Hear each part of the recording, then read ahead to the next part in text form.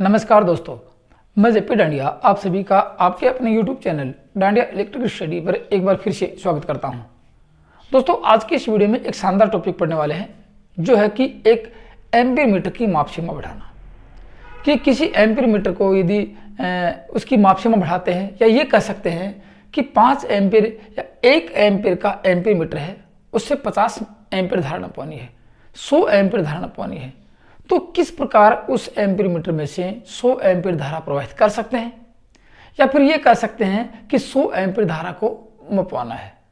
ठीक है, अब कैसे उसमें क्या परिवर्तन करेंगे, या ये कह सकते हैं कि extension range of moving coil ampere meter, कि एक एम्पीयर मीटर की रेंज को कैसे बढ़ा सकते हैं। और ये प्रश्न दोस्तों काफी बार पूछा गया है और आप लोगों के मन में कंफ्यूज ही रहता है इस बारे में भी। अब कंफ्यूज क्या है वो भी आपको बताऊंगा कि किस प्रकार इसमें, जैसे कि आप लोगों को कहोगे सर शंट जोड़ देंगे। अब शंट है क्या है, ये कैसे संयोजित करते हैं, किस धातु से बना होता है, और इसका मान कैसे ज्ञात करेंगे, कि आज की इस वीडियो में देखेंगे कि एम्पीयर मीटर की माप सीमा कैसे बढ़ाई जाती है, या फिर उस एम्पीयर मीटर की माप सीमा बढ़ाने के लिए जो शंट का प्रयोग करते हैं उसका मान कैसे ज्ञात किया जाता है, कि कितने ओम का प्रतिरोध लगाना चाहिए। सारी बातें इस वीडियो में करेंगे। और दोस्तों, सारी की सारी बातें इंपॉर्टेंट है, क्योंकि यहां से ही आप लोगों के मन में वो कंफ्यूज है, वो डाउट है, वो हमेशा ही बना रहता है। अब क्यों ऐसा क्यों होता है, सारी चर्चाएं इस वीडियो में करेंगे, इसलिए इस वीडियो को पूरा देखिए और अपने नोट्स में अपडेट करिए। और वो फॉर्मूले क्रिएट करने सिखाऊंगा कि शंट रेजिस्टेंस का मान कैसे ज्ञात किया जाता है, वो क्रिएट करेंगे। ऐसा नहीं कि फॉर्मूला ये होता है, ऐसा नहीं पढ़ेंगे, ये मान कैसे ज्ञात करेंगे, एक एक पॉइंट टू पॉइंट बारीकी से देख कराऊंगा, ताकि इसके ऊपर आपके सामने न्यूमेरिकल आने की संभावना रहती है। छोटे कंफ्यूज आएंगे और लगभग न्यूमेरिकल ही आने की संभावना रहती है, तो आप उस न्यूमेरिकल को आसानी से सोल्व कर सको, जिससे कि कभी आपका क्वेश्चन गलत होने की संभावना पैदा ही नहीं हो। तो चलिए दिखाता हूं क्या लिखेंगे। एक एम्पीयर मीटर की माप सीमा बढ़ानी, आपका टॉपिक रहेगा एमीटर की माप सीमा बढ़ाना। माप सीमा बढ़ाना, ये अपना आज का टॉपिक रहेगा। और दोस्तों, टॉपिक बड़ा शानदार है और इंटरेस्टेड है और वेरी वेरी इंपॉर्टेंट है। तो ये कह सकते हैं कौन सा मीटर लेंगे, ऐसे मान लो कि आपको किसी मीटर एम्पीयर मीटर कैसा, जैसे लगभग पीएमएमसी की बात करेंगे। पीएमएमसी, अब पीएमएमसी की full form permanent magnet moving coil instrument. ठीक है ना, पीएमएमसी की फुल फॉर्म है permanent magnet moving coil instrument. ये कह सकते हैं कि चल कुंडली, क्या होगा, चल कुंडली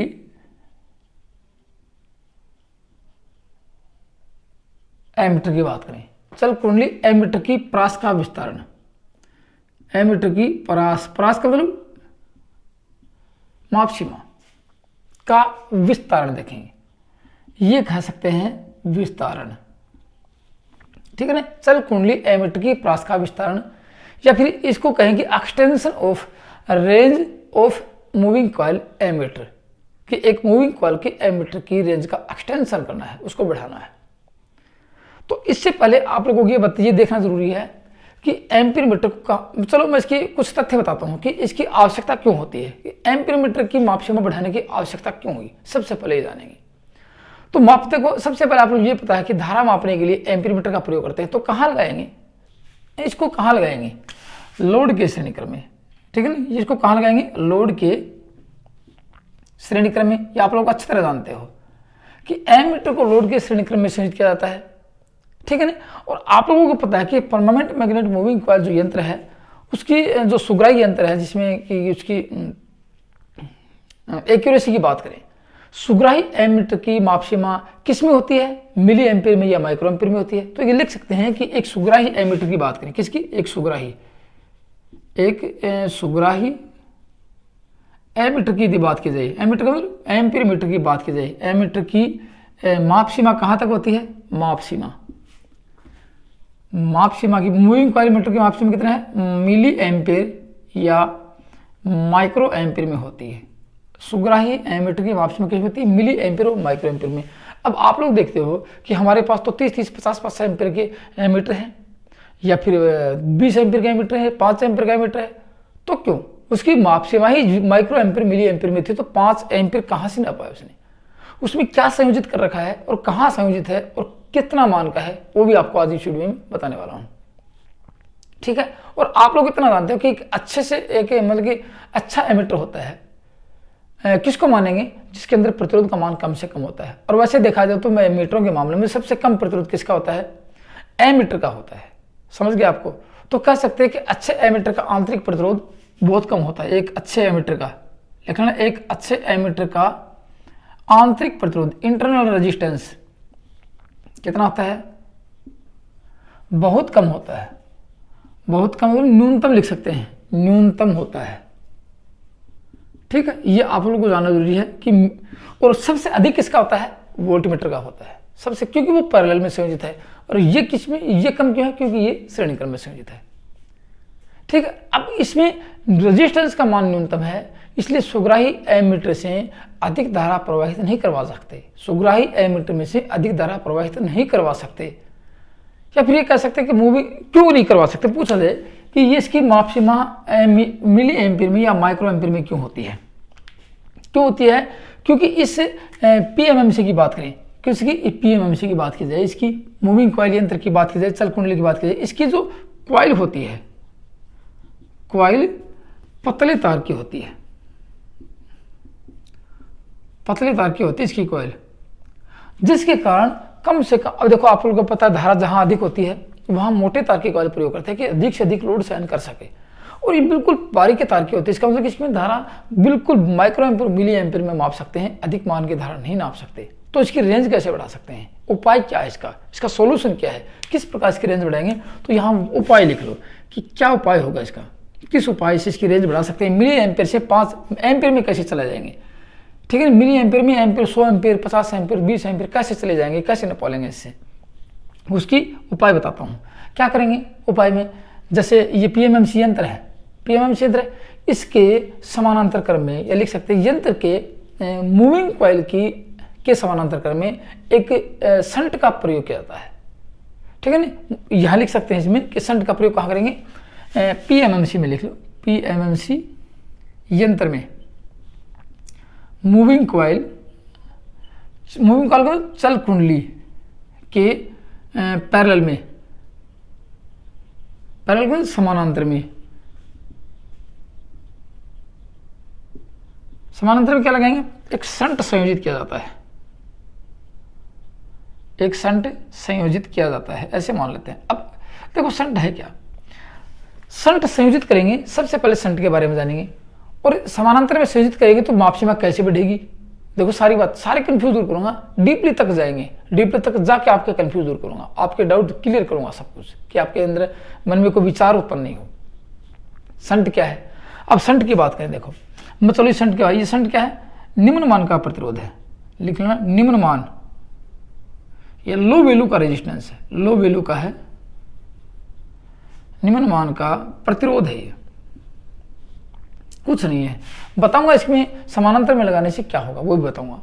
ये निम्न मान का रेजिस्टेंस है। अब किसका बना होता है, सबसे पूछा जाए किसका बना होता है, ये मैग्नीन या कॉस्ट, लगभग मैग्नीन का बना होता है। किसका होता है, मैग्नीन का। अब मैग्नीन का क्योंकि ये बताऊंगा, मैग्नीन का नाम नहीं आया आपके सामने तो क्या आएगा, कॉन्स्टेनन आएगा, याद रखना कॉन्स्टेनन आ सकता है इसकी जगह। तो लगभग 90% तो मैग्नीन का ही नाम आता है कि मैग्नीन का बना होता है, नहीं आता कॉन्स्टेनन का बना होता है, याद रखना बात, का बना होता है। आपके सामने प्रश्न भी यही आएगा कि शंट किसका बना होता है। शंट क्या है, शंट एक निम्न मान का रेजिस्टेंस है जो मैग्नीन का बना होता है। अब ये पूछा मैग्नीन का ही क्यों लिया, निम्न मान का रेजिस्टेंस तो और भी हो सकते हैं, समझना मेरी बात को, निम्न मान के रेजिस्टेंस तो और भी हैं, जैसे कॉपर का ले लेंगे, सिल्वर का ले लेंगे, तो इसका क्यों लिया, इसका भी रीजन है, वो रीजन भी आप समझो।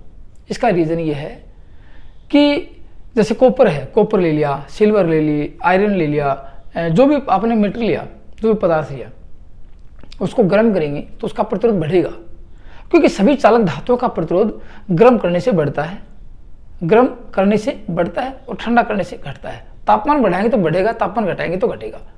और कुछ चालक का इससे उल्टा होता है, अर्धचालक का इससे उल्टा होता है।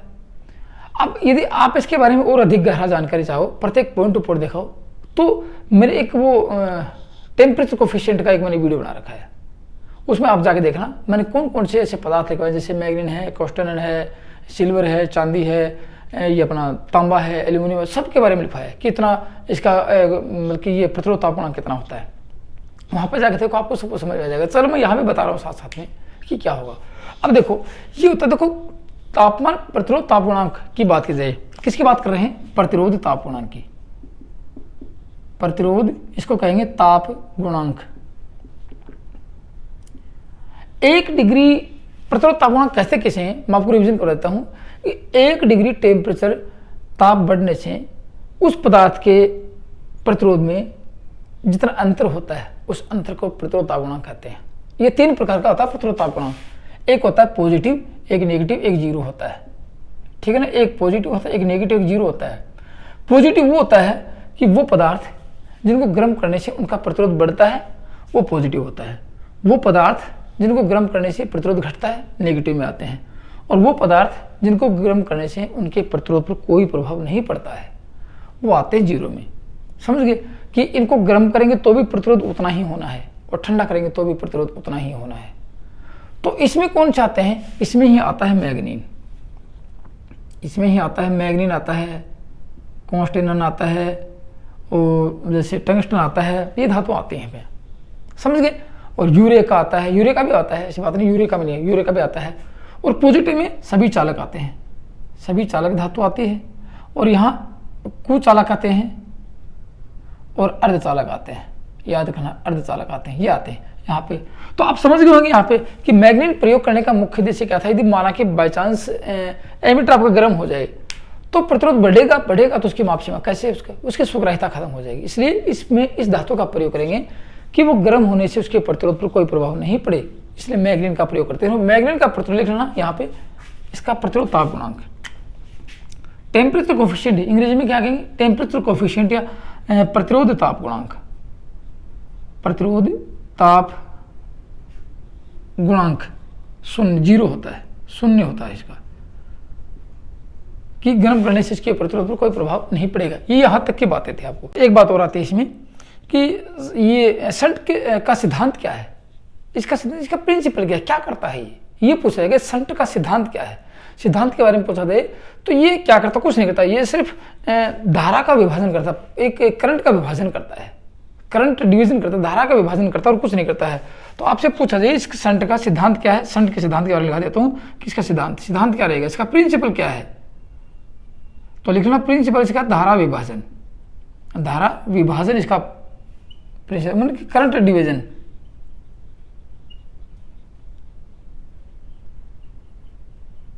करंट डिवीजन है, धारा का विभाजन करता है। कैसे करता है इस वीडियो में पूरी बातें बताऊंगा आपको कैसे करता है। चलो ये तो बात होगी। अब धारा का विभाजन करेगा तो क्या करेगा, क्या कंडीशन होगी, चलो मैं डायग्राम समेत समझाऊंगा आप लोगों को। चलो इसको थोड़ा मिटा देता हूं और आप लोगों को और कुछ नई बातें बता देता हूं यहाँ पे मैं।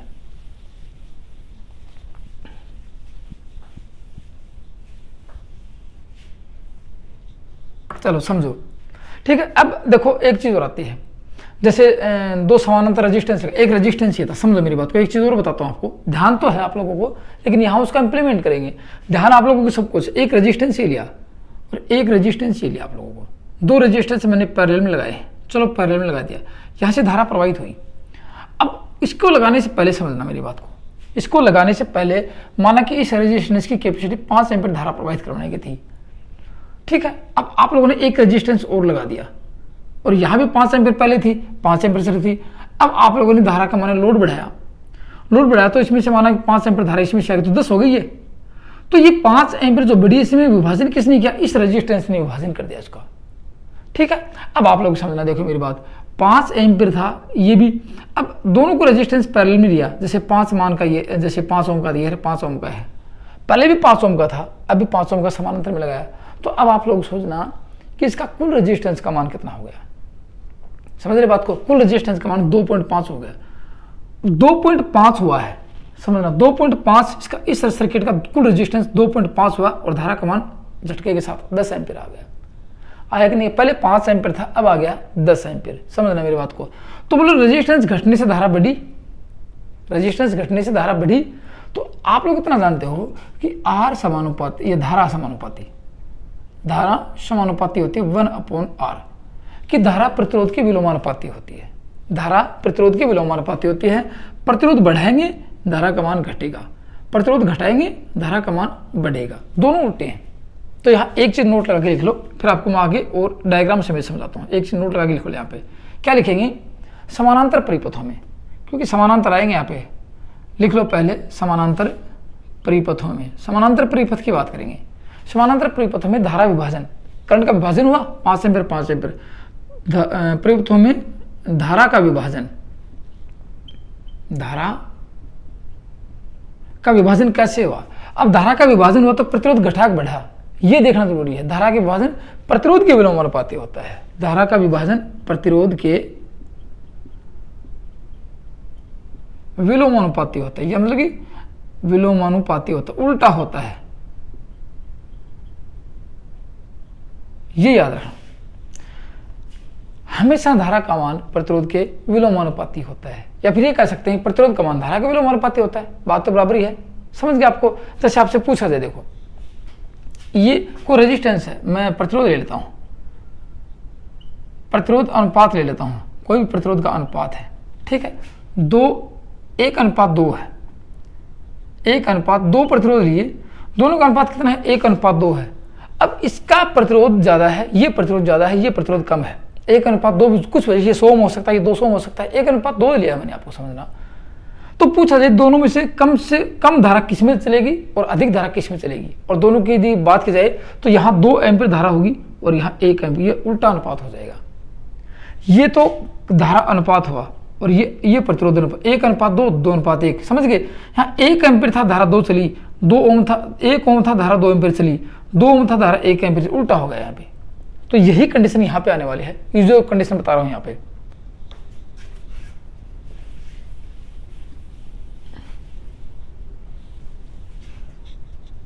चलो देखना, एक मीटर देखते हैं, पीएमएमसी मीटर की गणना करते हैं। देखो उसमें रेंज बढ़ाते हैं, तो कैसे उसकी गणना करेंगे। जैसे माना कि 1 मीटर ले लिया मैंने ये, ठीक है। इसमें क्या है, इसमें आप लोग जानते हो, इसमें एक कॉइल है, कौन सी है, मूविंग कॉइल है। चलो ये मूविंग कॉइल मैं यहाँ दिखा देता हूँ, ये मूविंग कॉइल दिखा दी, यहाँ पे दिखा दी, और ये आपका पैमाना दिखा दिया, और ये आपका पॉइंटर दिखा दिया। माना कि यहाँ से ये पॉइंटर है, ये पॉइंटर चला और ये पैमाना होगा आपका, ये स्केल होगी, जो भी स्केल है, फुल डिफ्लेक्शन यहाँ से 0 से, और माना कि 1 मिली एम्पियर है, 0 से 1 एम्पियर मान लेते हैं, 0 से 1 एम्पियर का लिया आप लोगों ने, 1 मिली एम्पियर आता है। ये सुगराई की बात करें तो मिली एम्पियर आता है, जैसे 5 मिली एम्पियर ले लिया, यहाँ पे 5 मिली एम्पियर धारा आ गई 0 से, इसकी रेंज होगी ये, समझना। अब इसका कहने का मतलब ये रहेगा कि यहाँ से इस एम्पियर मीटर में से धारा प्रवाहित की जाए, ऐसे घुमा के धारा प्रवाहित की जाए, तो ये 5 मिली एम्पियर तक माप सकता है, 5 मिली एम्पियर तक माप सकता है ये, इससे अधिक और नहीं माप पा सकते इससे। तो इसकी अब रेंज बढ़ानी है आप लोगों को, इसकी अब क्या करेंगे, रेंज बढ़ानी है। रेंज का मतलब इसमें से 5 एम्पियर धारा मापवानी है। 5 एम्पियर धारा कैसे नापेगा, ठीक है। अब आप लोग इतना जानते हो, पीएमएमसी मीटर में इस कॉइल का रेजिस्टेंस कितना है, बहुत कम है। देखो यहाँ क्या कुछ तो रेजिस्टेंस होगा, चलो मैं यहाँ रेजिस्टेंस बता देता हूँ कि इस कॉइल में क्या है, आर है, इस कॉइल में क्या है, आर है। यहाँ इसकी रेंज बढ़ाएंगे तो क्या कर, मैंने आपको बताया कि कॉइल के श्रेणी क्रम में, मूविंग कॉइल के समानांतर क्रम में एक शंट लगा देंगे। ये शंट लगा दिया, समझना, ये क्या लगा है, शंट लगा है। ये क्या है, निम्न मान का रेजिस्टेंस, लो रेजिस्टेंस है। तो ये R1 दिखा देता हूँ और ये R2 दिखा दिया। बोलो 2 रेजिस्टेंस है, दोनों कैसे हैं, समानांतर हैं। ये R1 का मतलब RSS कर सकता हूँ, उसको RSS दिखा देता हूँ, या RM मीटर का रेजिस्टेंस है ये, समझ गए। तो यहाँ 2 बातें लिखना, यहाँ पे R2 बराबर मीटर रेजिस्टेंस, या यंत्र कर लो क्योंकि ये पीएमएमसी यंत्र है, यंत्र का प्रतिरोध, या फिर इसको ये कह सकते हैं RM मीटर रेजिस्टेंस बोल सकते हैं, ठीक है। दूसरा अपना R1 आता है, ये क्या है, शंट रेजिस्टेंस, शंट प्रतिरोध है, इसको RSS से भी लिख सकते हैं। 2 चीज आपके सामने है, सर्किट चेंज कर देता हूं मैं इसका, बस सर्किट चेंज करना और कुछ नहीं करना आप लोगों को। यहाँ जो P आया, ये P आया क्योंकि सीरीज में है, ये I है, ये कुल धारा है, और यहाँ धारा I2 मान लेते हैं और ये I1 मान लेते हैं। चलो मैं सर्किट चेंज करके दिखाता हूँ आपको, फिर आपको अच्छी तरह समझ में आएगा। अब मैं आपको नहीं तो कॉइल दिखाने वाला हूँ और नहीं आपको मैं इस कॉइल का रेजिस्टेंस दिखाऊंगा, मैं सिर्फ आपको एक रेजिस्टेंस तो पैरेलल में लगा के दिखाता हूँ, और इस रेजिस्टेंस की गणना करेंगे, ये कितनी मान का चाहिए। यदि इसमें से 5 मिली एम्पियर को 5 एम्पियर धारा न पाने तो कितनी मान का रेजिस्टेंस चाहिए, उसकी गणना करते हैं। देखो बस यही आपसे प्रश्न पूछा जाने की संभावना रहती है कि शंट का मान कैसे ज्ञात करेंगे।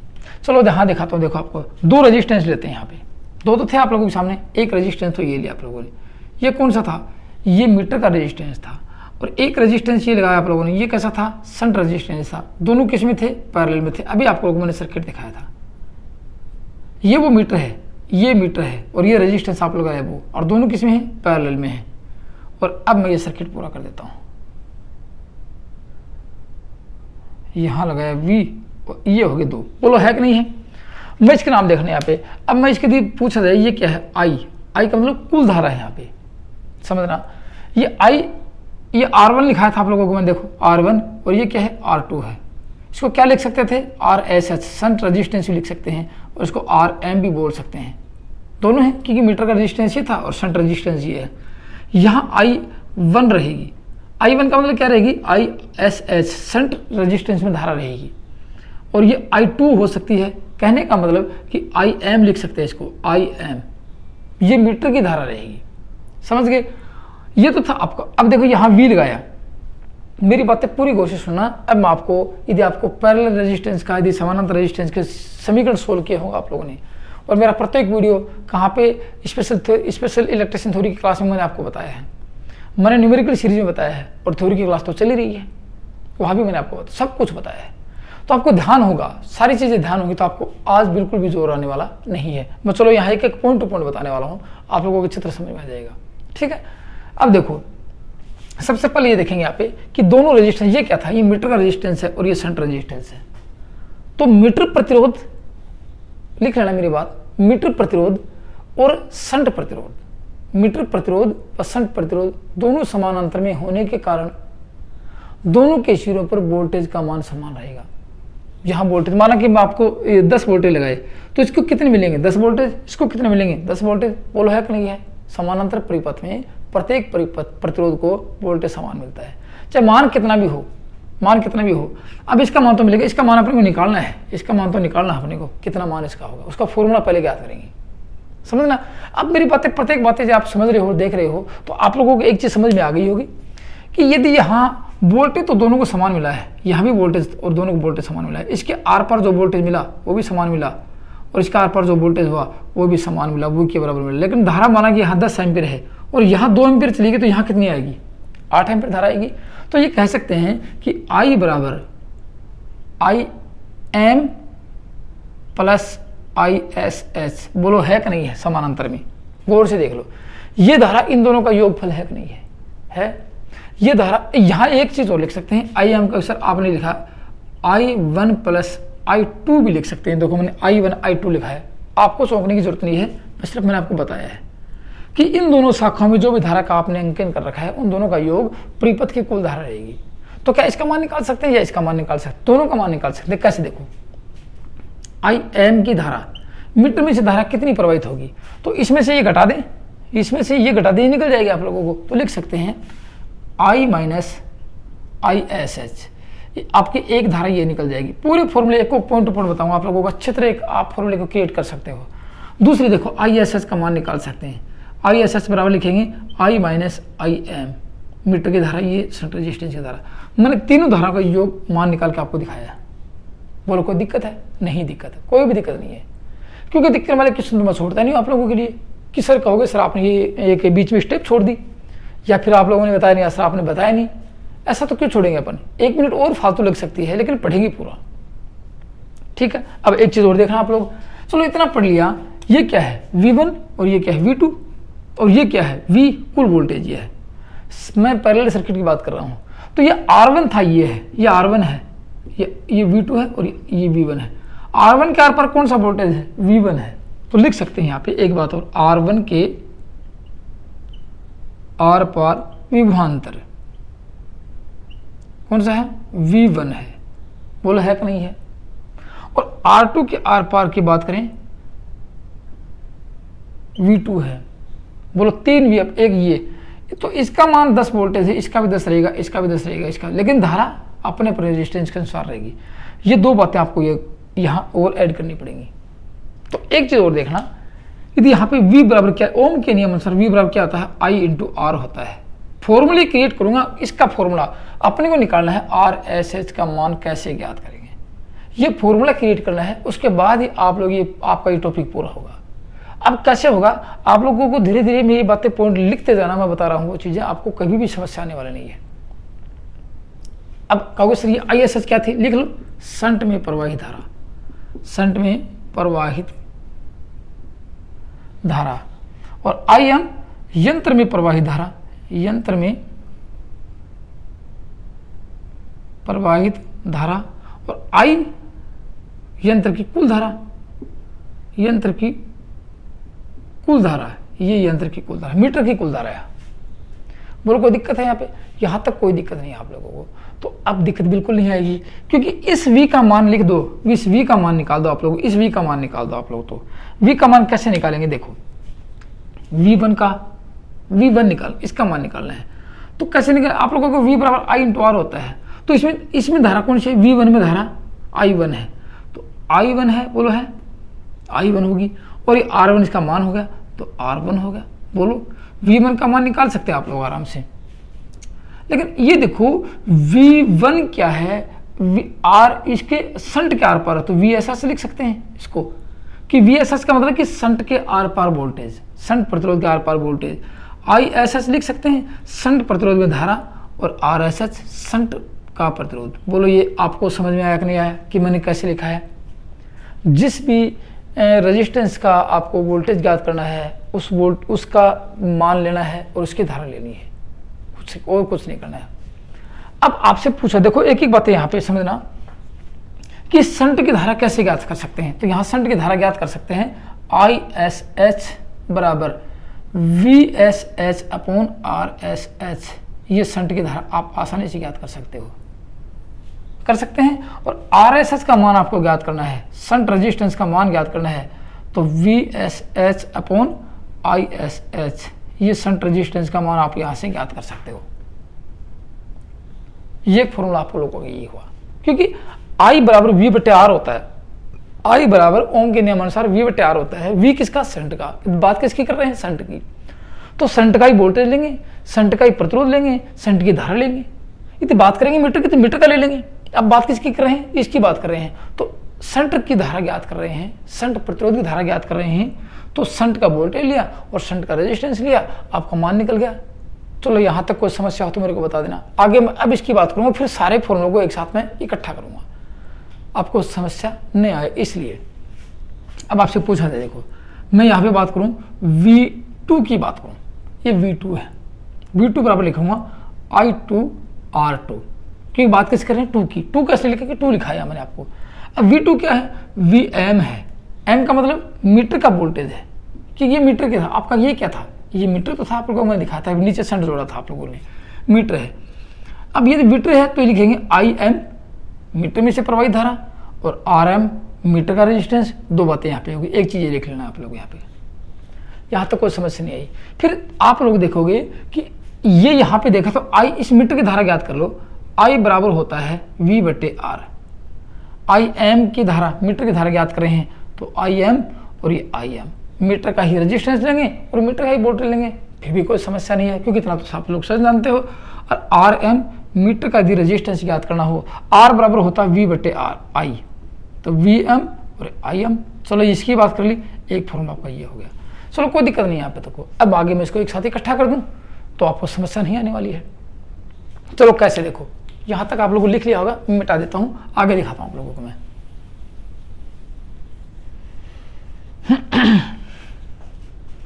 देखो क्या देखा आप लोगों ने अब तक इतना देखा, निष्कर्ष क्या निकला कि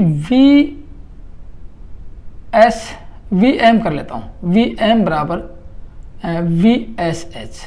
बोलो है कि नहीं है, इसका वोल्टेज दोनों बराबर है, ये भी बराबर है इसके। चलो ये भी लिख देता हूँ, V तीनों बराबर है, मिटा दो अच्छी तरह लिख देगा, VM तीनों बराबर है कि नहीं है। तो यहाँ VM बराबर VSH, दोनों बराबर हो गए, ये तो था ही ऑलरेडी पहले।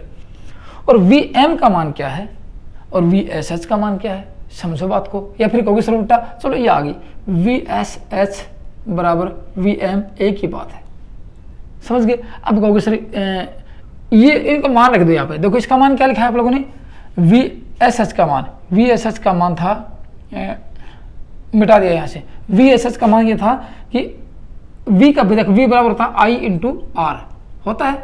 बात किसकी, एस एच की और ये एस एच की, तो I S H R S H बराबर, मैंने इसका मान रखा और कुछ नहीं किया। वी एम का मान है I M R M, I M और आर एम, बोलो बराबर है कि नहीं है। यहाँ तक मैंने कुछ नहीं किया आप लोगों के लिए, सिर्फ वही फॉर्मूले रखे हैं जो आप लोग देख रहे हो और जो आप लोगों ने इसका मतलब मान निकाला है। अब ये दोनों बराबर क्यों हैं, पूछा जी दोनों बराबर क्यों हैं, क्योंकि दोनों समानांतर में हैं।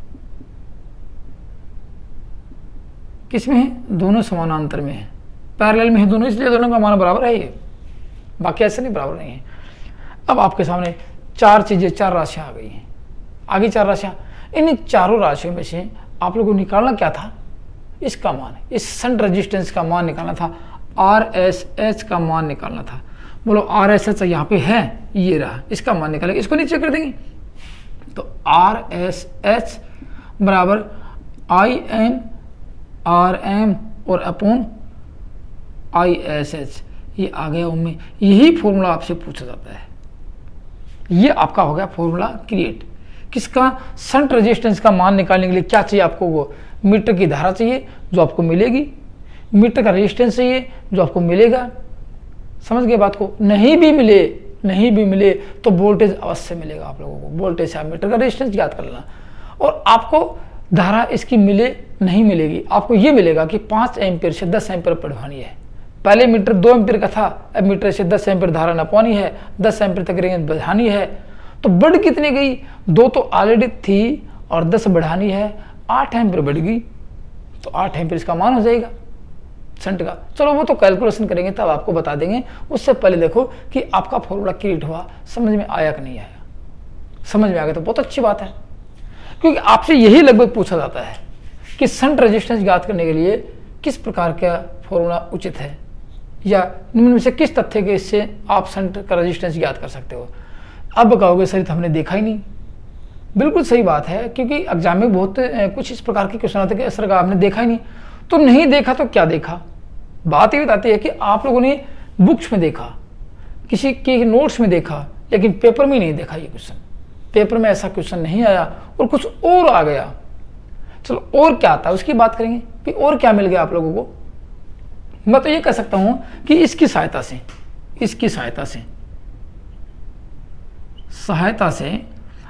शंट प्रतिरोध का मान ज्ञात किया जा सकता है। मैं तो यही कह सकता हूं,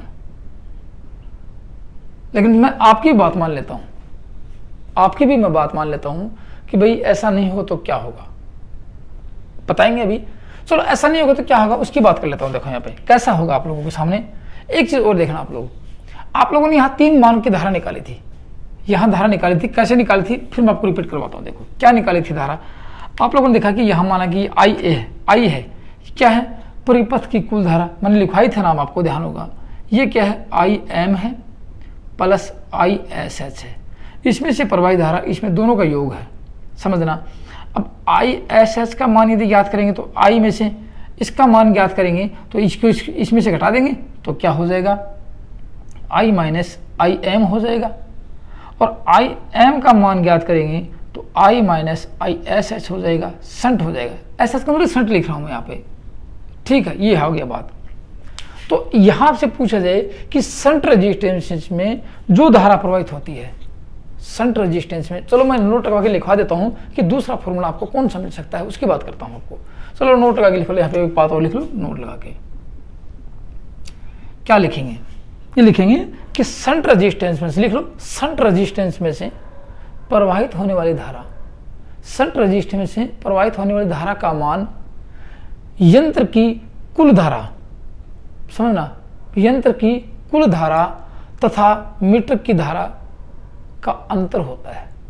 मीटर की फुल विक्षेपक धारा का अंतर होता है। फुल विक्षेपक धारा ये है कि 2 एम्पीयर है या 2, ये माना कि 2 एम्पीयर धारा है तो 2 एम्पीयर धारा फुल विक्षेपक यहाँ तक आएगा मेरे यंत्र, तब तक 2 एम्पीयर आएगी, ठीक है। तो लिख सकते हैं कि इस मीटर में शंट रेजिस्टेंस में प्रवाहित होने वाली धारा का मान यंत्र की कुल धारा तथा मीटर की धारा का अंतर होता है, या मीटर में पूर्ण विक्षेप धारा का अंतर होता है, जो है अपने पास क्या है, अपने पास ये है, इन दोनों का अंतर देखो, ये अंतर है, ये अंतर की कुल धारा ये है और मीटर की धारा, दोनों का अंतर ये है ISH का मान। बोलो है कि नहीं है? अब दूसरा फॉर्मूला दिखाता हूँ, दूसरा क्या मिलता है आप लोगों को। ठीक है, अब देखो यहां से देखेंगे, यहाँ ISH का मान क्या है अपने पास, ISH बराबर I माइनस IM है, तो इसका मान रख दे यहाँ पे, तो लिख दो RSH बराबर RM upon I minus IM। कोई दिक्कत थोड़ी, यहाँ पे मैंने मान रखा और कुछ नहीं किया। अब आप लोगों को देखना है कि इसकी जो पैमाना बढ़ाएंगे, इसका मीटर का गुणांक होता है, एमीटर का गुणांक होता है, जिसको बोलते हैं एमीटर फैक्टर। फैक्टर क्या है, इसको कितने गुणांक में पैमाने को, पहले 2 एम्पीयर था, पहले ये 2 एम्पीयर था, अब इसको 10 एम्पीयर करवाना है। पहले 2 एम्पीयर था, इसका पैमाना अब कितने मानेंगे, 10 एम्पीयर पानी, तो इसका पैमाना कितने, इसकी रेंज कितनी बढ़ाएंगे, 2 को 10 एम्पीयर में विभाजित करेंगे, तो कितने के गुणक में, 1 एम्पीयर को 5 एम्पीयर के गुणक में। समझ गए मेरी बात को? तो ये लिख सकते हैं एमीटर का गुणक क्या होता है, लिख लेना एमीटर गुणक, एमीटर गुणक जिसको बोलते हैं एमीटर फैक्टर, एमीटर फैक्टर होता है।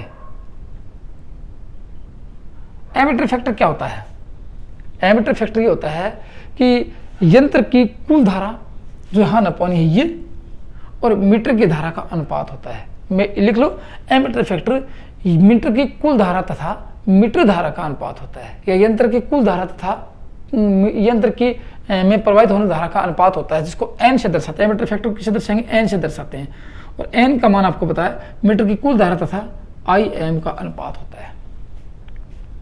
समझ रहे मेरी बात को, लिख लिया? तो अब आप इससे इस यदि आपको अनुपात का पता है इसके फैक्टर का, तो I का मान निकाल सकते हैं।